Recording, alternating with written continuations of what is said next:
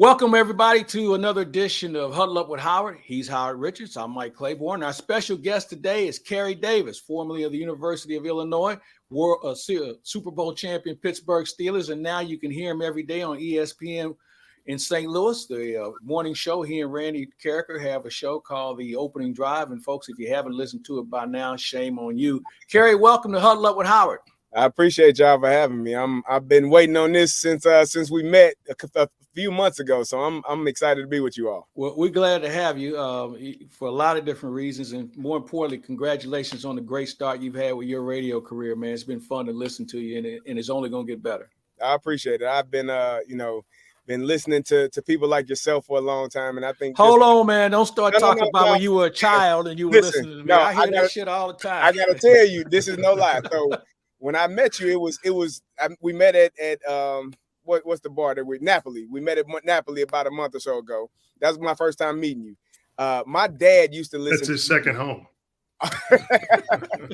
My dad used to listen to you all the time. My dad was a huge fan of yours. He passed away in 2019, but he was a huge fan of yours. Just when you would be on the Cardinals games, he was just, you were one of the guys that he would listen to, and he would always talk about you. So I knew you from my father talking about you and listening to you call games and be a part of that. So I have been listening. It's not, I'm not just saying something just because it sounds good. Like, this is some real shit. My dad did introduce me to you. So, I'm just, I'm happy to be, in the presence with you and to be a part of this right now. Well, I'm sure as a child, you were watching Howard wind up his NFL career because, he's been around. He's a great beard too. Yeah. What's funny is that the year Carey was born, that was my rookie year in the NFL, 1981. Wow. Damn. Crazy. You know what? Here's a kicker. That was the first year I started in the radio looks business. A little bit. Yeah. A lot of first that year, man. Listen, man, I'm glad to have you on, Carey. The first question, and one of the most intriguing questions that I have is, you got movie credits? You did a couple movies, Painkillers, and Far, Far Away. Is that right? Yeah, I did. So after I got done playing, I moved to LA for like a year, and I was doing commercials. I started getting into acting, did some commercials, did a print ad for Extended Stay America Hotel, did some music, singing, and things of all of those nature. So that was my plan post NFL career was post NFL. So you wanted to be the next Jim Brown, walk off the football field right into Hollywood. Yeah. Okay, all right. Nothing wrong with that. Nothing wrong with that at all. So what brought you back to St. Louis? Family, my kids, my oldest daughter was still here. And so I came back to, do the dad thing and be a father, be a parent, and be a part of watching my daughter grow up and just enjoy, life. So it was important for me to be involved in her life. She was my only child at the time. Then I had two more. And so just being a dad has always been one of the best things that I think I've done in my entire life. We're all three girl dads. Yeah. And it's something about them girls, man. I don't know what it is that, as many women as we know, grown women. Yeah. But it's that one little one that we have that she has us wrapped around her finger more than any of the other ones we tangled with over the years. Indeed. My daughter is actually at Mizzou. Yeah. My daughter is actually at Mizzou, Howard, and she's a sophomore in her second year. She just called me a couple of weeks ago. I got a flat tire. What do I do? And I'm calling Columbia Towing and a company to get her a new tire. So yeah, it never ends. Never. All right, let's talk some football, man. Let's start off on the local scene.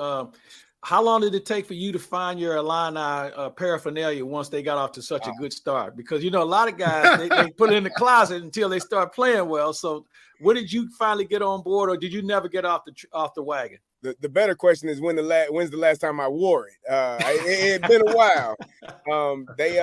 They got going this year, and I keep it in the closet. I know where it is. It's all in one section. My Illini section in my closet. So when they started winning, I put on the Illini gear. I'm a proud Illini, man. I'm proud to have gone there and to have played there, and I'm proud of what they're doing right now because they balling. When did you see this turnabout take place? I mean, did you see it coming? Because I think a lot of people, when they look at what Illinois was going through. You know, they weren't the worst team in the league, but they were a team that just seemed like they weren't getting any traction under Lovey. Here comes Brett Bielema coming in, and he's making promises and saying, we're going to do this and do that. And everybody's like, yeah, whatever. And now here they are, 5-1, 1 game away from being bowl eligible, and they have a lot of football in front of them. So when did you see the turnaround? This season. I mean, I didn't see it last season. You know, they had a chance to go to a bowl game, lost some games that they shouldn't have lost. They went to go beat Penn State at Penn State, and then the following week you lose to Rutgers. And that's kind of the ebbs and flows of being an Illini. It's up and down. And this season they are finally just staying on the up. And, you know, had a bad loss early in the season to Indiana, but to be able to play the way that they have, run the ball the way that they have, play defense the way that they have, has been fun and exciting to watch. Indiana, I mean, explain that one to me. I don't know how the way that team has struggled in quarterback position. But going forward, you know, they have a chance to win the Big Ten West. Mm-hmm. What do you see as Illinois' biggest obstacle? Which team do you think is the one that gets in the way of Illinois from winning the West? Or do you think it's all from what Illinois does? Yeah, I think it's on them. I think, you know, they got Nebraska this weekend. They got Purdue coming up, Michigan State, then Purdue. I think that Purdue game is going to be a tough challenge for them.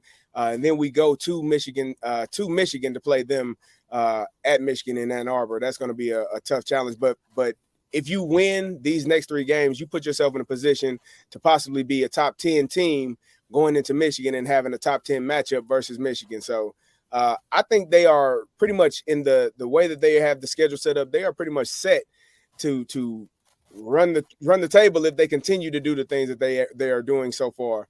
It's really up to them, and not have any missteps along the way is going to be a key factor, an important thing. You know, one of the things about Ryan Walters. Go ahead, Howard. I'm sorry. No, go ahead. I was going to say Ryan Walters is Illinois' defensive coordinator who got his start as a DC at Mizzou. And they had some tough years. They had some good years, but he ultimately struggled, and ultimately that's why he was he decided to move on, whether he was asked to leave or not. But he has really enjoyed success, really changing that defense under Brett Bielema. Do you think that having an experienced head coach like Bielema, you think that has really helped him along with regard to, you know, Bielema having confidence in Walters being able to do whatever he wants to do?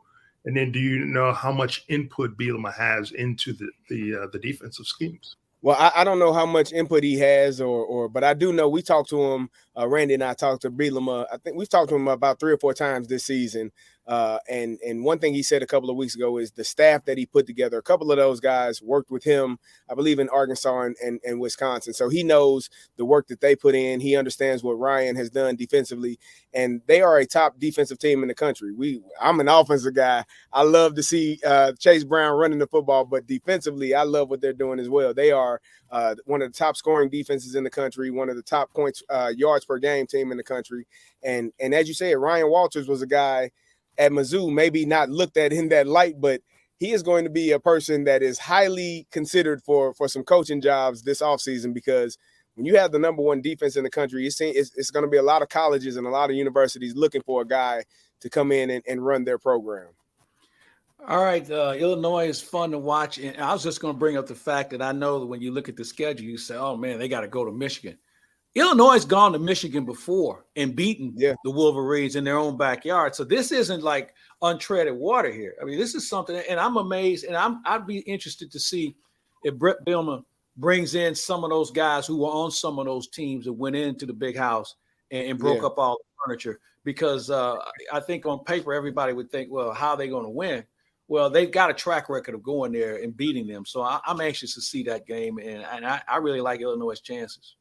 Yeah, I do too. I think, you know, it's one of those games, and I believe, if I'm not mistaken, it'll be the game before Michigan plays Ohio State, which for Michigan could be considered a trap game, because, you know, they're going to be focused on Ohio State. No matter where we're ranked in the country, The teams are always going to kind of look past us. So it may be an opportunity to go in there and steal a win. And I was on that team, one of those teams that went into the big house and won that game. I was a redshirt freshman. I wasn't at the game, but I was on the team. One of my close friends, Rocky Harvey, scored the 2 touchdowns late in the game. My friend Walter Young scored a touchdown in that game. And, the energy that game brought to us at Illinois was something like I had never seen before. So it can be done. It has been done. And it's something that if Illinois decides that they want to be the best team in that game and up front, I think we are, man for man with any team we play. So I think if we go in there and take care of our business, it's going to be a good game for the Illini. Let's cross the river. Talk a little bit about Missouri football. They won the homecoming game. It wasn't the most picture-perfect game, but it was a win. But, Howard, this is a program that's still trying to find its way. I was a little surprised that Eli Drinkwitz talked about earlier this week, considering maybe turning over the play-calling duties to someone else next season. And I think it starts there for me. I mean, there's a lot of things about Mizzou that I like with regard to some of the talent that's coming in, but it's not coming together. From where you sit, and you're much closer to it than us, what do you see?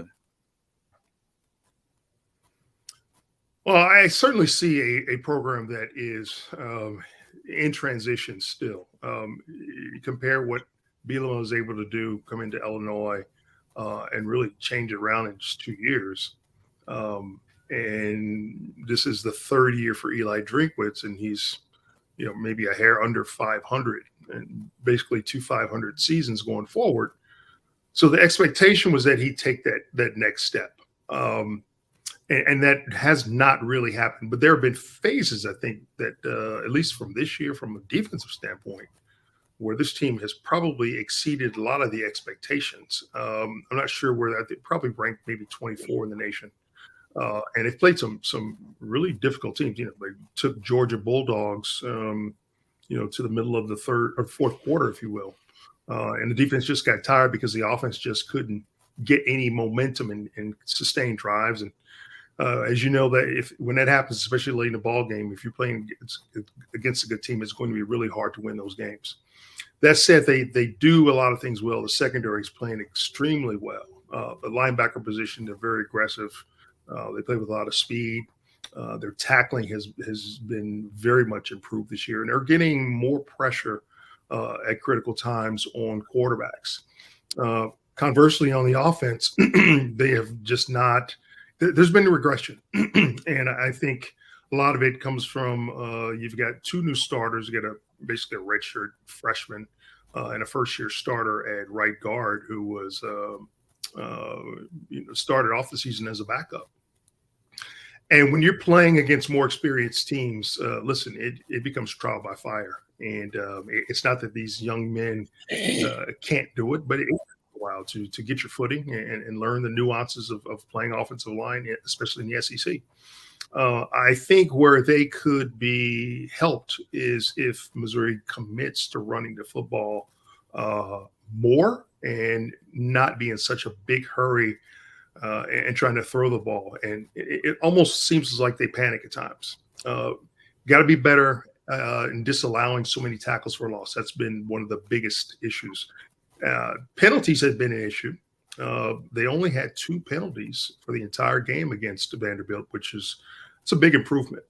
But again, the negative plays on first and second downs is another thing that's plagued them, aside from the turnovers, 3 fumbles in Saturday's game and almost cost them the game, 1 interception. If they can figure out how to correct those mental errors, then they can make some noise. And, a few years ago, Missouri had no chance of doing anything. They started the season 1-5 and then ripped off 6 straight wins to get to a bowl game. So anything is possible, but it's a mental game. And you got to have your mind right, as you know, Carey. You know this, Mike.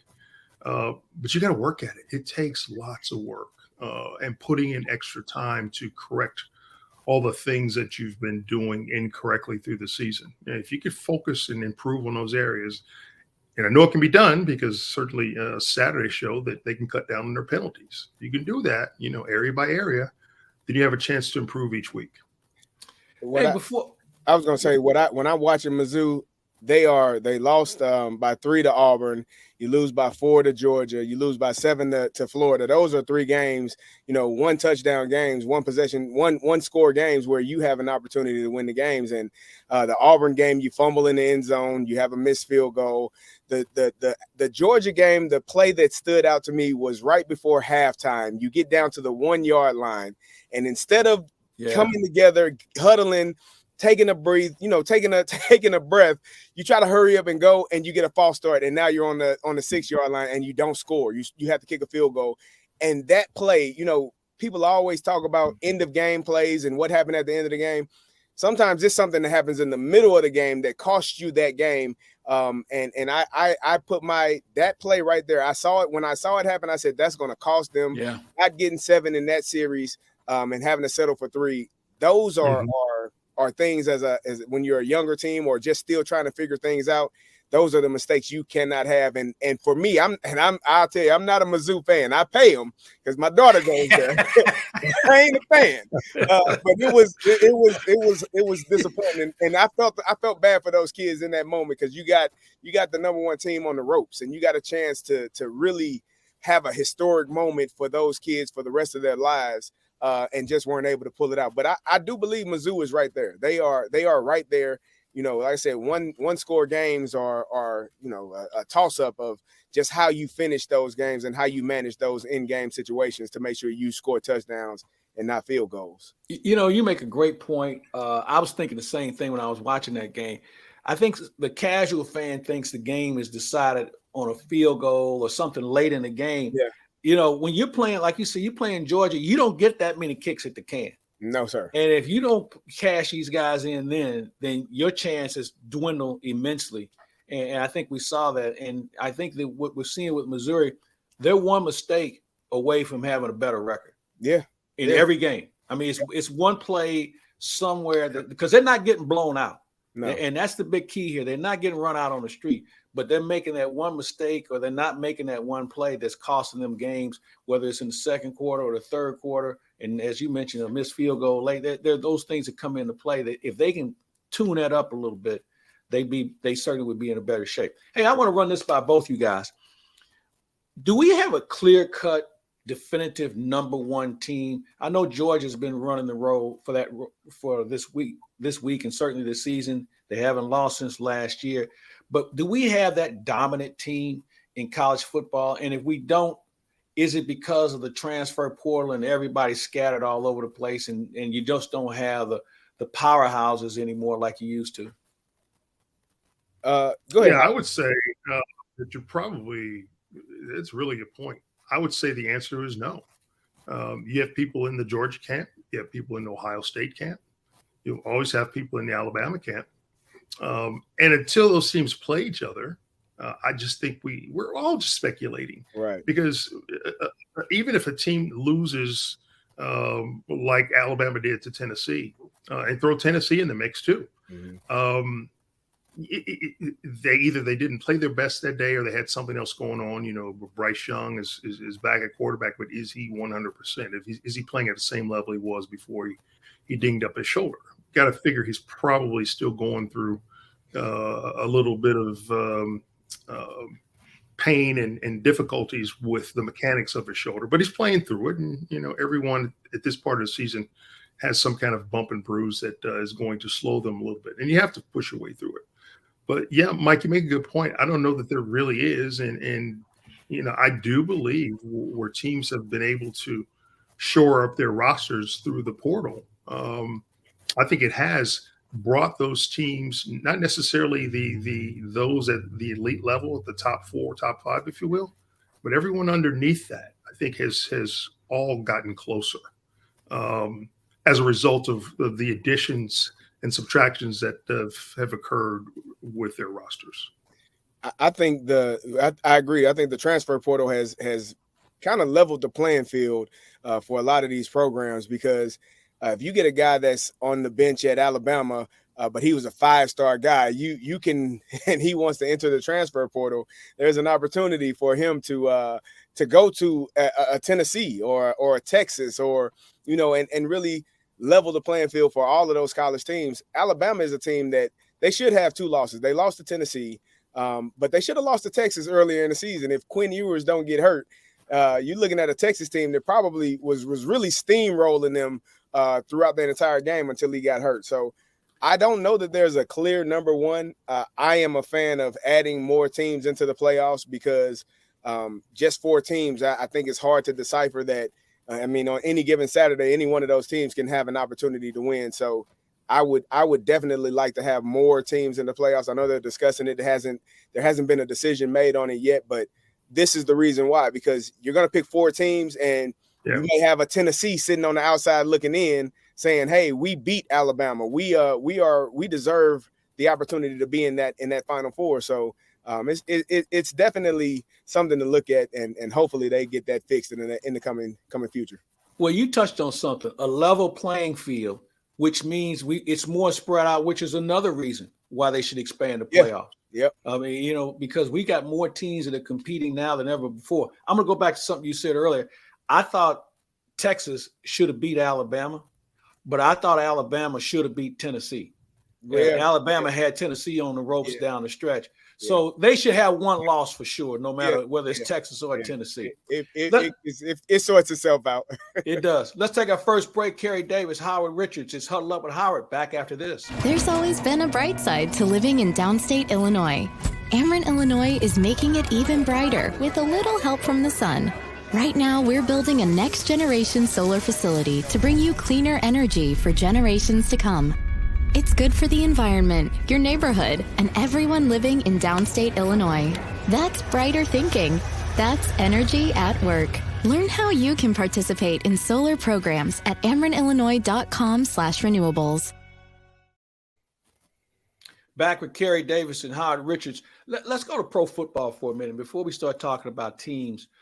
You guys have had a chance to play in the NFL, and you play for 2, in my opinion, iconic coaches. Howard played for Tom Landry. Carey, you played for Mike Tomlin, a guy who's yet to have a losing season in a 15-year career. What sort of people were they? I mean, on the sideline, they look stoic, but I'm sure if you get them in a squad room, they can probably be a little bit different. So what did you come away as a player, as a coach, and Carey's coaching in high school in St. Louis? What did you guys come away with that they imparted on you? Go ahead, Howard. Well, from a standpoint of playing for Landry, the first thing that comes to mind is discipline. I mean, he was all about discipline. He was all about protocol.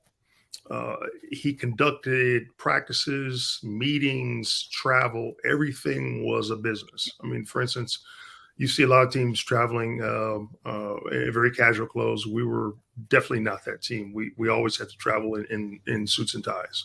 And he wanted, from the very littlest, the smallest things, to approach it like a business, from the way that you looked and dressed to those outward appearances. Very much old school. But it's funny when a lot of the coaching points that he would talk about during the week of practice, and as I watch as an analyst and watch games today, and I see teams and players doing things counter to the way that Landry thought that they should be done, and then the play blows up, or the player commits a turnover, I think, wow, Tom would not have that. That player would be doing things a lot differently. And he was successful. I know he won well over 200 games. I'm not sure what the exact total was, but he was definitely a trailblazer, inventing the flex defense, which, when it was at the height of everything, no one could really stop it. Of course, teams started to catch up with it, and it was a difficult defense. It didn't hurt to have Bob Lilly playing in the flex defense. And then all of a sudden, here comes Randy White showing up. So, I mean, those things work when you have a couple of good players around. For me, I think, the biggest thing that worked against the flex was probably age, as players aged out, and then trying to find those remaining players as you draft or bring in free agents, trying to find players that could actually fit into, that system was very difficult. And I think in modern day football, the way to be successful is not to plug players into a system, but your system has to adapt to the talents of the players that you have coming in. Yeah, I'm with you, Howard. Mike T was a very disciplined coach, making sure that guys knew what they needed to do. But he was also a very flexible coach. I want to say his first year coming in, he was the same age. We had guys on our team that may have been older than him. So you can imagine being a first year coach, and you got veteran guys that are the same age as you or older than you in some instances. Understanding that you are still a leader of men, which he is. He is a guy that is very, very stern in the things that he says, but also flexible. There was a time where, we're watching film and Troy does something that, Troy Polamalu is a guy that I've never seen as freakish of an athlete as I've seen in Troy. He does things that you have no clue as to why he did it or what he's doing, but it works. And so we're watching film one day and says, Troy, we don't have this in our defensive playbook. I don't know what you're doing, but we're going to add it. We're going to add it. I love it. Because clearly you know better than we do, and you have an understanding. And that's just the type of coach that he was, that he is. Just making sure that you are stern, you are disciplined, but also flexible enough to let your athletes be athletes, and your players are. We're the ones on the field. We see it, in real time, whereas you get to go back and watch it on film. So he was one of those guys that trusts his guys, believes in his guys, but also when you weren't doing your job, he would let you know. And it was no bones about it. It was a standard that was set by people before him and players before me. So we're going to adhere to that standard. We're not going to falter. We're not going to go left. We're going to stay on this path because this is the path to success, and we all understand it. All right, give me a good Coach Landry would have said, Troy, I don't know what you're doing on that particular play. We don't have that playbook, but don't do it again. That's the difference between the two of them. You're not doing this again. I don't want to see this again. We will not be adding that. We don't add it. So give me Howard, give me a good Landry story, and Carey, give me a good Tom story. I remember December, I'm shocked that I can remember the date, December 11th, 1983. We're playing Washington at home, and the winner of the game, I believe, wins the division. And, of course, probably gets first round bye in the playoffs. And there was a particular play. I was shuttling in plays with Herb Scott. Yeah. And I remember, Virginia Union's finest. Yeah. I remember getting the play, and Tom, you have to really listen to the play very carefully because sometimes he would get the terminology wrong, but that's where it helps to know the offense. He I'm getting ready to come in. He's telling me, he goes, tell Danny, tell him to run this. So I got to play, and give to Danny, and White, he looks at me with kind of like a twinkle in his eye, and I'm thinking, what's he going to do? Anyway, we get up to the line of scrimmage. All of a sudden, White changes the play. I hear the hot audible color, and I'm thinking, oh Lord. Because really what he wanted him to do is basically just hand the ball off to the fullback. I think it was like 4th and 2 or something like that. I don't really remember what it was, but it was a makeable down. And all of a sudden, Danny changes the play, and the play gets blown up. As I'm trotting off the field, I can see both Coach Landry and Jim Myers, my offensive line coach. They're like 3 or 4 yards onto the field waiting for me to come back. And I can hear him, what did you tell him? What play did you give him? It's like, Coach, I told him don't shoot the messenger. What you told me. I said, I told him exactly what you called. And I just kind of went over to the bench. And then they got Danny. I don't know what happened after that. But you could hear, once Danny heard the audible, and there's video and photos of this, you could hear Landry yelling throughout 65,000 people in Texas Stadium, no, Danny, no. And you can see him like, maybe one of the most animated times you'll ever see Tom Landry do anything like that. That was one of my most memorable thoughts of Landry. For me, it would be Mike T's first year in Pittsburgh. I was there the year with Bill Cowher in his last season, and so Mike T came in 2007, and the rules have changed drastically in terms of how many padded practices you can have, how many hours you can be on the field. Well, this was pre-CBA changing those rules, and we were. And when I tell you this, I'm not exaggerating. We were in full pads the entire season. It became a running joke within us, like on Wednesday, we were getting ready for the divisional round, the wild card round versus the Jacksonville Jaguars, and we are in full pads. And so we're like, hey, Carey, even on Tuesday, on the off day, if he could have had us in full pads, he would have had us in full pads. So it was in training camp. James Harrison and I he's a linebacker, I'm a fullback, and we do backs versus backers every single day, 20-25 minute period, both practices, because both practices are padded. And it got to the point where me and we call him Debo, me and Debo looked at each other. Hey, the next practice that we have full pads, we're going to start a fight between the two of us. I don't know if Mike T heard us. I don't know if he was around when we concocted this plan, but we had it in our minds. That's what we're going to do. And so we told him after he canceled the next padded practice and didn't have us doing backs on backers, who told you that we were going, because we were going to start a fight. We were going to get kicked out of practice.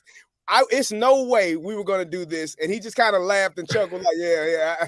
Kind of like he knows everything. But one of those deals where, the head coach is in tuned to the players and understands what's going on. And then I have another one for me personally. We were in training camp again, and we were doing backs versus backers at pass release and routes. And so I caught a pass on one of the linebackers, and I toe tapped on the sideline. And now Mike T has a very, very good knack for doing this, of finding the one or two things about a person's characteristics that he knows can push them or prod them and make them continue to go. He used to talk about Ryan Clark being an undrafted free agent and different things that he would say to get you, just to needle you just a little bit to get you fired up. So we're watching the film and he's rewinding and he's like, great catch by our diminutive fullback. I was like, what the hell does that mean? I did not know what I'm like. That sounds derogatory. I don't know what the hell you calling me, but I'm going to have to look this word up. And so I looked it up as small in stature. And I said, Mike T, don't, hey man, don't play with me. And he just laughed. Yeah, I know. Right? Don't stop playing with me, man. I might not be 6'5", but I get my job done. So he thought that was hilarious that he just kept diminutive fullback making a great catch on the sideline. All right, Mike T, I got you. He's trying to see if that Illinois education was going to pay off. I didn't listen. I did not know what it meant, but I Googled it after the meeting. I was like, what the hell you call me? Hey, let's talk a little bit about the game we see. Hey, Carey, I got a question for you. I got a question for Carey. One more quick question. And you alluded to this about Mike Tomlin being younger than some of the players that he actually coached. I've often wondered, having a head coach that never played the game, with the guys in your team, what was that attitude like? And how long did it take them to realize that, just because he didn't play at the professional level doesn't mean that he would not be a good coach? I think, it's about your personality as a man. And I think when Mike T came in, like he talks about it a lot, often, being a leader of men. And when he comes into a room, he doesn't have to announce himself. He doesn't have to, bang on his chest or tell you I'm here, I've arrived. You just know that man is in the room and you have a respect for him. And now in Pittsburgh, that was a veteran team that had just come off of a Super Bowl 2 years prior. They were a team that was a lot of guys that had done it, had been to multiple Pro Bowls and were really set in themselves. But having Mike T coming in, he just had something about him that you don't even think about, the fact that he didn't play in the NFL. He played in college, but he didn't make it to the NFL. And you still have an immense amount of respect for him just because of the way he carries himself, the way he goes about his day-to-day work, and what he expects of you. I think one of the things he started doing when he first got there, he would have the news. He would call it the news on Wednesday. We you watch the news on Tuesday night, Wednesday night. It's not usually any good news on the news, and that was not good news. And he would show, hey, you're not finishing this play. Hey, you're not running to the ball. Hey, you didn't finish that block. You didn't do your job. And so it was a thing of holding everybody accountable, no matter who you were. And if you do that to your best players, if your best players are willing to receive that and accept that, everybody else falls in line. And I think that's one of the things that, even though hadn't played in the NFL, he was a man that just got the respect of the guys because of how he carried himself. Boys, we're at that stage of the NFL season that all the fanfare is starting to die down, because when we started the year, everybody was enamored with the great passing game that we saw for a number of teams. And now all of a sudden we're talking about teams that are struggling. And what is it? They don't have a running game. Mm-hmm. Why do we always have to come back to that? Why don't we, and Carey, you played the position, you coached the position, Howard, you blocked the position. Why do we always have to come back to that at this point in the year? Because the ones who have a running game are the ones that will be playing in February. It won't be because of the passing attack. If you can't run the ball, your chances of succeeding, I think, are greatly reduced. Why does it come to that every year? I think coaches are stubborn. I think coaches are stubborn. That's my opinion. I think, and I'll go to Cleveland. Cleveland is a team. You got Nick Chubb and Nick Chubb. There is no way you should not be giving those guys 25 to 40 carries between the two of them, and figuring and let the chips fall where they may after that. It just becomes a thing where. I think coaches want the big passing attack. They want the big chunks, and they get impatient with running the football and understanding that the more you run the football, the more you wear down the opposing defense. And there's not a DB in the league that's going to want to tackle Nick Chubb, after his 15th, 18th, 21st carry. They're going to say, all right, enough is enough. This big fella is running full speed downhill. I'm going to get out of the way. And that's when you see those big runs. So, for me, I think they're put such a premium on quarterback play and paying these guys absurd amount of money, and they deserve it, but they don't want to rely on the running game because you're paying those quarterbacks $25-30 million a year, not to hand the ball off, but to pass the ball downfield and get big chunks. Yeah, and Mike, this. To me, running the football just sets your offense up to do so many different things. And you've got to have an offensive line that is cognizant of, where you are on the field, but also where you are in the game and what's at stake. At certain points, you've got to be able to sustain your blocks. If play is called and your quarterback says, or your tailback says, hey, I need a little more time to try to get to that spot. If you can get them blocked and hold them up, we can make this play work. That's the kind of communication that I had with Dorsett, with Robert Newhouse, with Timmy Newsome, with Ron Springs. So we all kind of knew, and it helped that we all knew what virtually every other position had to do on the field. And that was one of the hallmarks of learning the Landry offense, that you had to know, maybe not every detail, but the basics of what each guy was doing on every play. And I know that's harder to do when you're talking about younger players, but the biggest thing, that's why the fundamentals, that's why you work on fundamentals of footwork and blocking, sustaining your blocks and blocking to the whistle. And backside blocking is so key, because you just never know play that starts play side and it gets jammed up. You want to roll that thing back to daylight. And if that backside block is not there, it's sealed off, you're done. Yep. But if you seal that block, man, and that back has got that ability to juke and just have that little bit of extra time to exploit that little bit of daylight, man, you can break a play and score because of those little things. And I think a lot of coaches, as you mentioned, they panic and they're afraid to stay with it because they think they got to get the ball downfield. Well, defenses know that you got to throw, and they know when you're going to have to throw the football. But if you excel in run blocking, Man, I mean, you can rip off a run when everybody thinks you're going to pass just because you have that ability to do so. And I like to see more coaches be cognizant of that and stick to it. You know, you talk about the run game, and one of the things I've seen, and maybe Carey, you can even step in on this more. I see now guys, instead of actually using the shoulder, instead of actually using their body, it's grabbing a guy and pushing him. We don't see holes anymore. I saw a team the other day run a trap play, and I had got out of my seat because I hadn't seen it in years. I mean, it seems like we're just pushing guys and making that back make the decision to cut back away from the traffic. And as Howard said, here comes that weak side guy that you forgot to block or didn't want to block as long as you needed to. He's making a tackle. That's where I see the kid from San Francisco, Bosa, good athlete, and they run away from him, and he's always making the tackle on the other side of the field because he still pursues. And because that guy, that weak side blocker, didn't hold him up long enough or elected not to block him at all. I just think the concept of run blocking has changed so much that the first coach decides to go back to actually making a guy put a shoulder on another guy and actually blocking him. Once you can get those guys to buy into it, I think the running game would be back for good.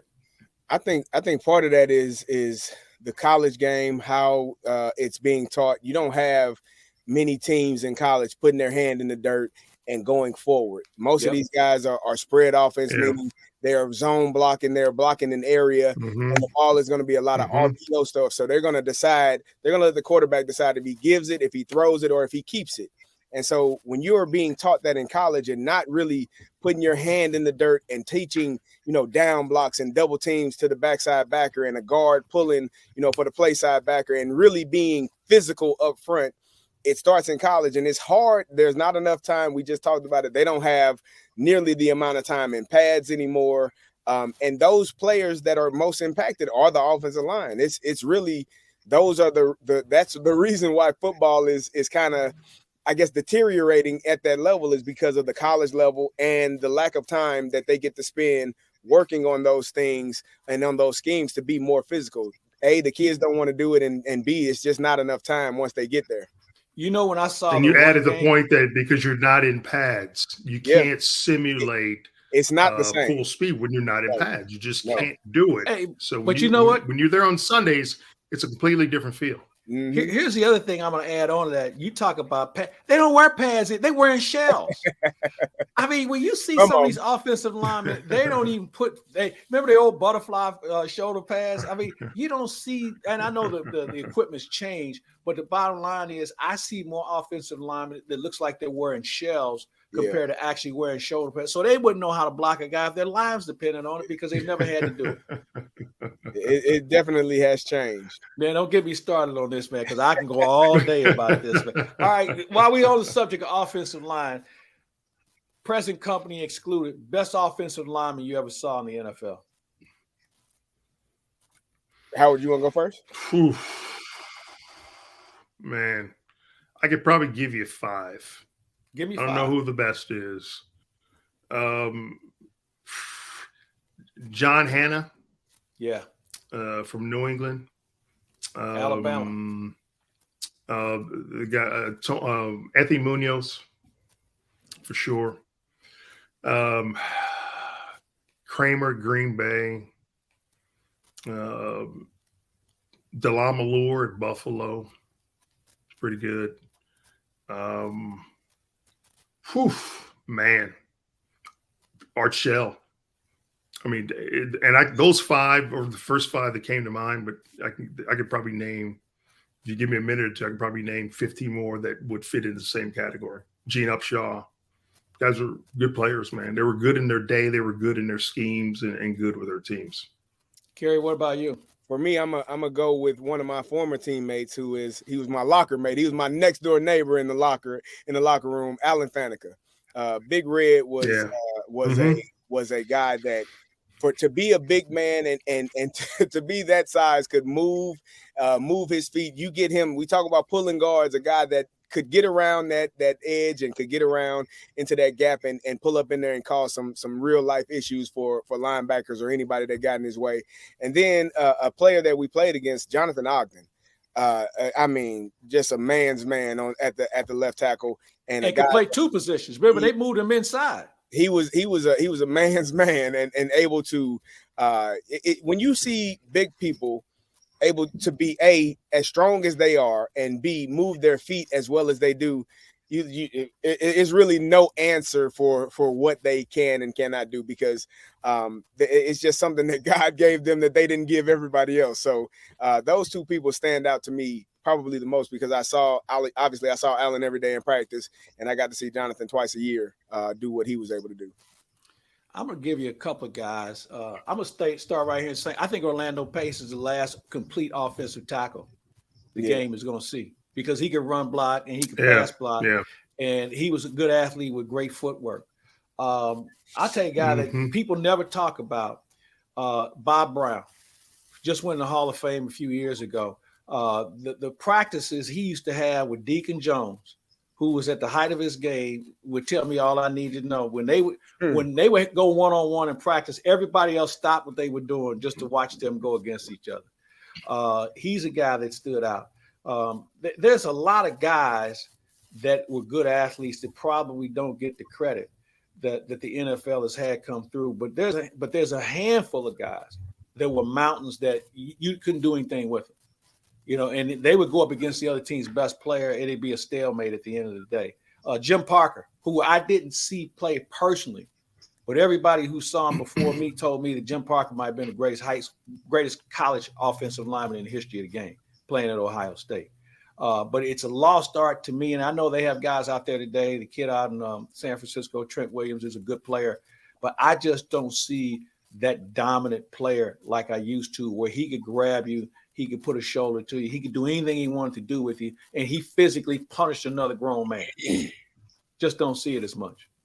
It starts in college. That's why you're not seeing those college kids being taught that physically dominant, mauling type of offensive line that I probably become accustomed to, as well as you all have. It's just more RPO schemes, and they're just getting in the way of people and not really forced to be road graders like they used to be. RPO, yeah, getting in the way. That's the right way. That's the right term to use, Carey. Fellas, we could do this all day, but I know everybody's got things to do. Carey, this has been a blast to have you be part of Huddle Up with Howard, man. We could do it. So I got an idea.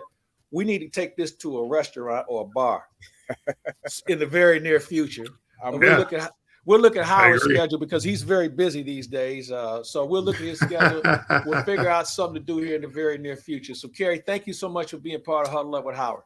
Thank you. I appreciate y'all. CD, absolutely, man. It's been a pleasure to hear you talk about your experiences, man, and echo what Mike said. You do a fantastic job with Randy over on ESPN Radio.